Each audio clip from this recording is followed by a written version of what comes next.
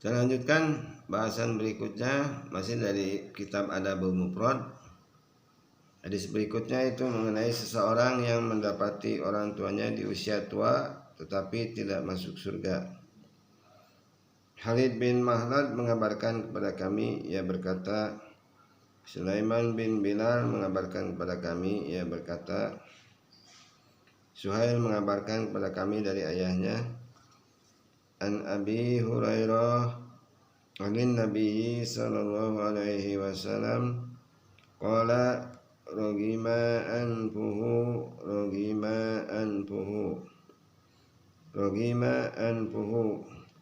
qalu ya Rasulullah man qala man adraka walidayhi indal kibari au ahaduhuma fadakhalan nar.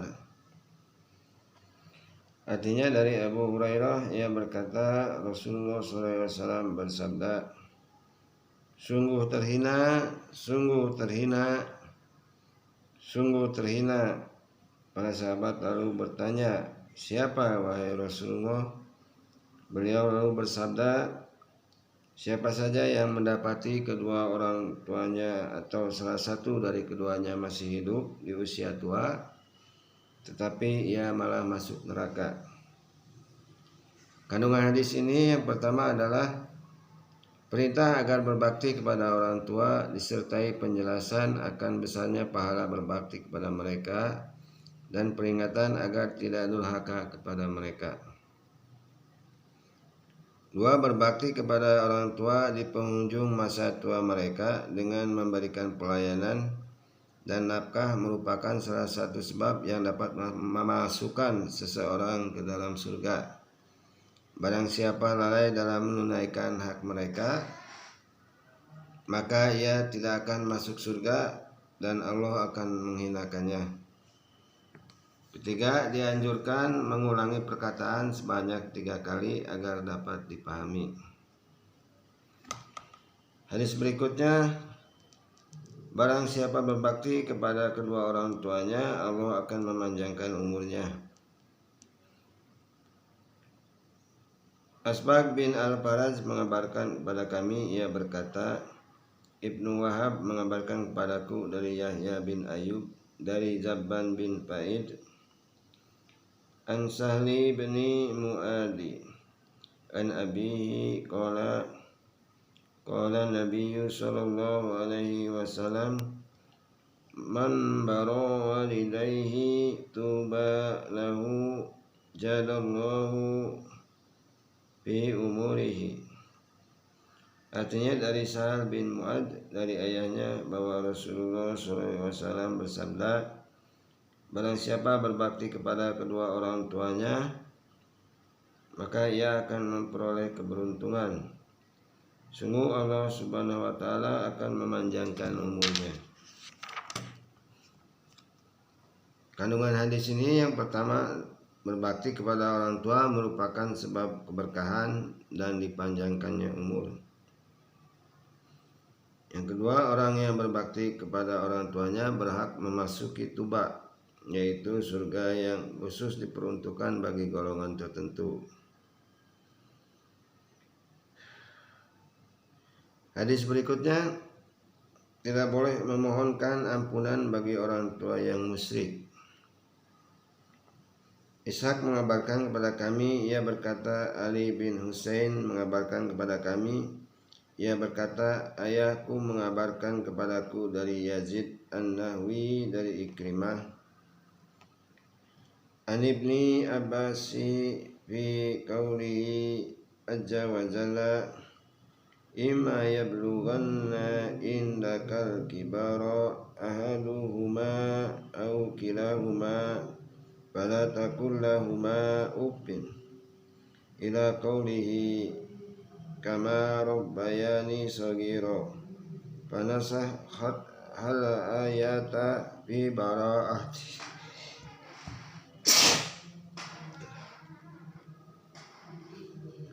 Makana lin nabi waladzina amanu ayyastaghfiru lil musyrikina walau kanu uli kurba min ba'di ma tabayyana lahum annahum ashabul jahim. Artinya dari Ibnu Abbas mengenai tafsir firman Allah Azza wa Jalla ayat 23 dari surah Al-Isra, jika salah seorang di antara keduanya atau keduanya sampai berumur lanjut dalam pemeliharaanmu, maka sekali-kali janganlah kamu mengatakan kepada keduanya dan janganlah kamu membentak keduanya, dan ucapkanlah kepada keduanya perkataan yang baik. Dan rendahkanlah dirimu terhadap keduanya dengan penuh kesayangan, dan ucapkanlah, wahai Rabbku, kasihanilah mereka berdua sebagaimana mereka berdua telah mengasihiku di waktu kecil. Ayat ini dihapus dengan ayat 113 dari surat At-Taubah. Tidak selayaknya bagi Nabi untuk memintakan ampunan bagi orang-orang musyrik, meskipun mereka adalah kaum kerabat, setelah jelas bagi mereka bahwa mereka adalah penghuni neraka. Kandungan hadis ini yang pertama, ayat pertama menunjukkan permohonan ampunan dan doa kebaikan untuk orang tua yang beragama Islam. Ayat kedua menunjukkan larangan memohonkan ampunan dan berdoa untuk orang tua yang kafir. Oleh karena itu tidak ada pertentangan antara kedua ayat tersebut, dan mengatakan bahwa ayat dalam surah At-Taubah telah dihapus hukumnya atau dinasak. Ini hadis berikutnya, berbakti kepada kedua orang tua yang musyrik. Muhammad bin Yusuf mengabarkan kepada kami, ia berkata, Israel mengabarkan kepada kami, ia berkata, Simak mengabarkan kepada kami, Ansu Abi bin Sa'din an Abi Sa'd bin Abi Waqqas qala nazalat fi arba'u ayatin min kitabillahi ta'ala kanat ummi halafat an la ta'kula wa la nasraba hatta ufariko Muhammadan sallallahu alaihi wasallam.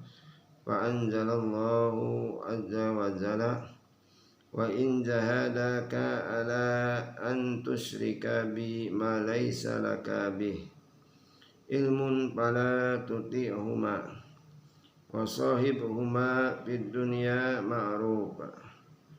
Wa thaniyah anni kuntu akhadtu sayfan a'jabani faqultu ya Rasulullah habli ya hadza, fanazalat yas'alunaka anil anfal wassalasatu anni maridtu fa'atani Rasulullah sallallahu alaihi wasallam faqultu ya Rasulullah inni uridu an aksima mali apa usi binisbi.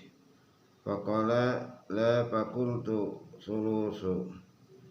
Fasakatta fakana sulusu ba'dahu zaizan warrabi'atu inni syaribtul khamra ma'a qaumi minal ansar wa daraba rajulun minhum anfi bilahyai jamalin. Wa ataitun nabiyya sallallahu alaihi wasallam fa anzala azza wa jalla tahrimal khamra. Artinya dari Mus'ab bin dari ayahnya Sa'd bin Abi Waqqas, ia berkata, ada 4 ayat dari Al-Quran yang aku menjadi penyebab turunnya. Pertama, ibuku bersumpah untuk tidak makan dan minum hingga aku menjauhi Rasulullah SAW. Kemudian Allah Azza wa Jalla menurunkan ayat 15 dari surah Luqman, dan jika keduanya memaksamu untuk mempersekutukan denganku sesuatu yang tidak ada pengetahuanmu tentangnya, maka janganlah kamu mengikuti keduanya, dan pergaulilah keduanya di dunia dengan baik. Kedua, aku pernah mengambil pedang yang aku sukai, lalu aku berkata kepada Rasulullah SAW, "Wahai Rasulullah, berikanlah kepadaku pedang ini." Maka turunlah ayat 1 dari surah Al-Anfal, "Mereka menanyakan kepadamu tentang pembagian harta rampasan perang." Ketiga, aku pernah sakit, lalu Rasulullah SAW menjengukku, lalu aku berkata, "Wahai Rasulullah, aku ingin membagi hartaku. Apakah aku boleh berwasiat untuk memberikan separuhnya?" Beliau menjawab, "Tidak." Lalu aku berkata lagi, "Sepertiganya?" Beliau diam, lalu sepertiga dibolehkan setelah itu. Keempat, aku pernah minum minuman keras bersama sekelompok orang dari Ansar. Lalu salah seorang dari mereka memukulkan rahang unta pada hidungku. Lalu aku menemui Rasulullah SAW. Setelah itu Allah Azza wa Jalla menurunkan ayat tentang haramnya minuman keras atau khamar. Kandungan hadis ini yang pertama adalah dorongan agar mentaati kedua orang tua dalam perkara yang mubah dan tidak bertentangan dengan aturan syariat. Dua, keutamaan berbuat baik kepada orang tua yang musyrik. Tiga, keutamaan umat Muhammad atas umat lainnya, karena ghanimah dihalalkan bagi umat ini dan diharamkan bagi umat lainnya. 4. Anjuran agar mengunjungi orang sakit. 5. Sikap tawadu Nabi SAW, karena beliau sangat memperhatikan orang yang sakit dengan menjenguknya. 6. Tidak diperkenankan berwasiat untuk berinfak melebihi sepertiga harta. 7. Khamar hukumnya haram dan mengandung berbagai kerusakan besar.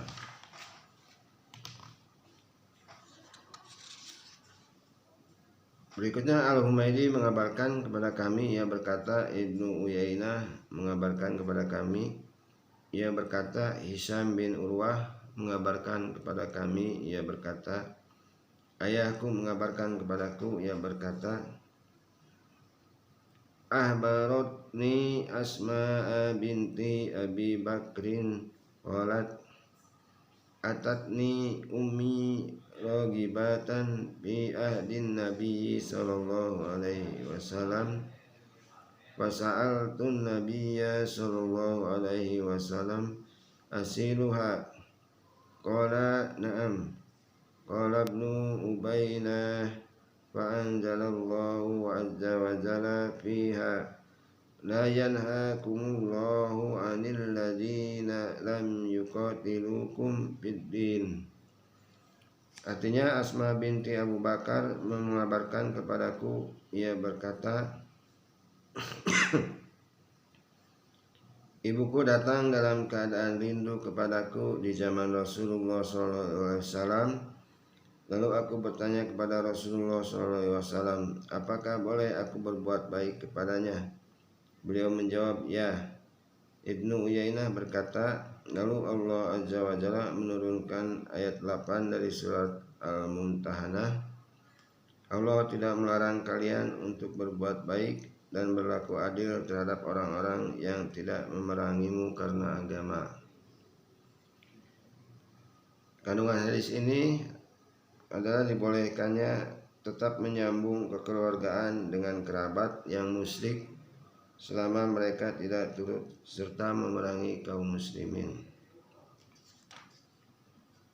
Berikutnya Musa mengabarkan kepada kami, ia berkata, Abdul Aziz bin Muslim mengabarkan kepada kami, an Abdillah ibn Dinarin qala sami'tu ibna Umar yaqulu ra'ay Umar radhiyallahu anhu khalatan sayaratuha faqala ya Rasulullah ibta' hadihi balbasha yawmal jumu'ah wa idza da'akal waqudu qala innama yalbasu hadihi man la khalaqa lahu. Fa'tiyan nabiyyu sallallahu alaihi wasallam minha bihulal fa arsala ila Umar bihulati wa qala kaifa albasuha wa qad qulta fiha ma qulta. Qala inni lam u'tikaha litalbasiha walakin tabi'aha aw taksuwaha. Farsala biha Umaru ila ahli lahu min ahli Makkah qabla ay yuslim. Artinya dari Abdullah bin Dinar, ia berkata, aku mendengar Abdullah bin Umar berkata, Umar bin Khattab pernah melihat kain yang bercampur sutra, lalu ia berkata, wahai Rasulullah, belilah ini dan pakailah pada hari Jumat dan ketika menjamu para utusan. Rasulullah SAW lalu bersabda, sesungguhnya yang memakai ini adalah orang yang tidak mendapat jatah bagian dari surga di akhirat kelak. Ketika Rasulullah SAW diberi hadiah kain sutra, satu di antaranya dikirim kepada Umar bin Khattab. Umar lalu berkata, bagaimana aku akan memakainya sedangkan engkau telah berkata tentang haramnya kain ini? Rasulullah SAW lalu bersabda, aku tidak memberikannya kepadamu untuk engkau pakai, tetapi engkau dapat menjualnya atau memakaikannya kepada orang lain. Umar lalu mengirimkannya kepada saudaranya di Mekah sebelum dia masuk Islam. Kandungan hadis ini: satu, dibolehkan melakukan transaksi jual beli di sekitar pintu masjid. Dua, diharamkannya sutra bagi laki-laki dan dibolehkan bagi wanita. Dibolehkan menghadiahkannya kepada seseorang dan menjualnya. Tiga, dibolehkan menghadiahkan pakaian sutra kepada laki-laki karena ia belum tentu memakainya.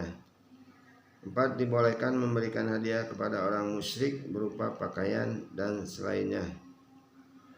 5. Anjuran mengenakan pakaian terbaik ketika datang salat Jumat, salat Id, bertemu para utusan, dan acara semisal. 6. Dibolehkan menyambung kekeluargaan dan bersikap baik kepada kerabat yang kafir. Hadis berikutnya, tidak boleh menghina kedua orang tua. Muhammad bin Kasir mengabarkan kepada kami, ia berkata, Sofyan mengabarkan kepada kami, ia berkata, Sa'ad bin Ibrahim mengabarkan kepadaku dari Humaid bin Abdurrahman an Abdullah ibn Amri qala Nabi sallallahu alaihi wasallam minal kabairi ayyastuma rajulu walidayhi. Faqalu kaifa yastumu? Qala yastumu rajula fayastumu abahu wa ummahu. Artinya dari Abdullah bin Amr, ia berkata, Rasulullah SAW bersabda, salah satu dosa besar adalah jika seseorang mencerca kedua orang tuanya. Para sahabat lalu bertanya, bagaimana dia bisa mencercanya? Beliau menjawab, dia mencerca seseorang, lalu orang itu mencerca ayah dan ibunya. Kandungan hadis ini yang pertama adalah haramnya mencerca kedua orang tua. Dua, salah satu bentuk kedurhakaan kepada orang tua adalah menyebabkan mereka menjadi objek cemoohan dan hinaan orang lain. Tiga, orang yang menjadi penyebab suatu perbuatan adalah seperti pelaku perbuatan itu, baik atau buruk. 4. Hadis ini merupakan salah satu dalil yang mendukung kaidah saddud dzara'i. Oleh karena itu, hukum sesuatu yang dapat menghantarkan seseorang untuk melakukan perbuatan haram adalah haram, meskipun hal tersebut tidak dimaksudkan demikian.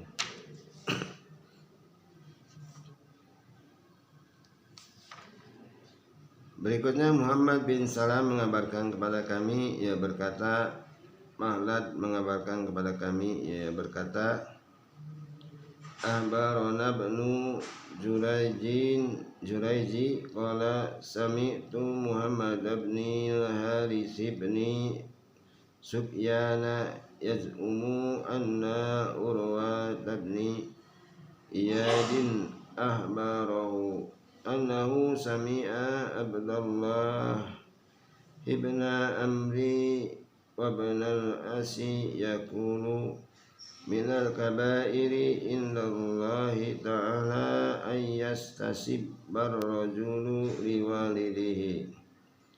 Artinya Ibnu Zuraiz mengabarkan kepada kami, ia berkata, aku mendengar Muhammad bin Al-Haris bin Sufyan menyangka bahwa Urwah bin Iyad mengabarkan kepadanya bahwa ia mendengar Abdullah bin Amr bin Al-As berkata, salah satu dari dosa-dosa besar adalah seseorang yang menyebabkan orang lain menghina orang tuanya karena dia menghina orang tua dari orang tua itu. Kandungan hadis ini yang pertama adalah hadis ini adalah dalil bahwa dosa terbagi menjadi dosa besar dan dosa kecil. Dua, seseorang wajib menahan diri untuk tidak mencela orang lain atau orang tua mereka, karena hal tersebut bisa menyebabkan mereka mencela dirinya dan juga kedua orang tuanya. Demikian beberapa hadis yang dapat saya sampaikan pada kesempatan kali ini. Nanti akan kita lanjutkan insyaallah di pertemuan yang lainnya. Wassalamualaikum warahmatullahi wabarakatuh.